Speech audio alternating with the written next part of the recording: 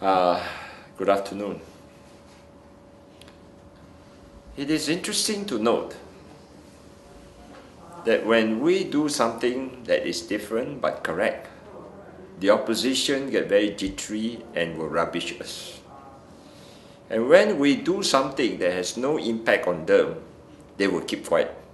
So when opposition rubbished our AGM, we felt that we are doing the right thing.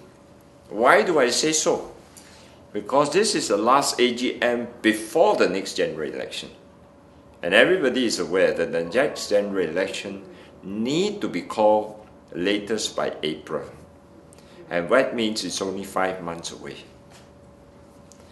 As far as policy matter is concerned, everybody knows that we pay attention to education, economy, security, freedom of religion, and these are all in my speech, except that this time it's more fiery.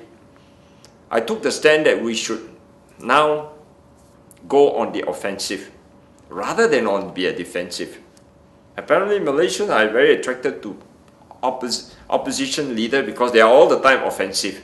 They themselves never offer any concrete plan to develop this country. They only talk about corruption, abuse of power. But how to develop this country, they never talk. Nobody asked them, how are you going to fund all your populist policy that costs 220 billion a year, when the revenue of this country is only about 210 billion a year? Nobody talks about it. How do you fund it? When I debated with Lim Guan Eng twice, and that was a question asked at him and directed at him, what socio-economic development plan they have to ensure that Malaysia is not in this middle income trap. He couldn't give an answer. And this is all recorded. I'm not putting words in his mouth.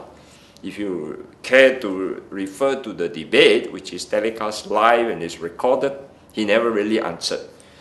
And you can't blame him because they don't have a socio-economic development plan. It is easy to criticize the government of the day, but it is the most difficult to put an alternative, viable and acceptable alternative plan. And they have failed to do this, but they have cleverly camouflaged by pointing out all the weaknesses of Barisan Nasional, so that people make a conclusion that Barisan is weak, so they must be strong. That's wrong. The premise may be correct, but the conclusion is definitely wrong. So I feel that this AGM drive home a point. United, be confident, don't fear the opposition. After all, we have met DAP 10 times in 10 general elections. We won 7 times and lost twice. So, be confident and do work. We have faith in Chinese and Malaysian voters that at the end of the day, they want a party that can really make sure that this country has respectable economic growth, that every year we must generate 200,000 jobs a year, that we cannot have a minimum wage of 1,001 because the cost of production will go up by 30 to 40,000. And since they have announced this, more and more people are aware that to vote for Pakatan Rakyat is to kill themselves financially if they are involved in business. So, ladies and gentlemen, I'll see you tomorrow, friends.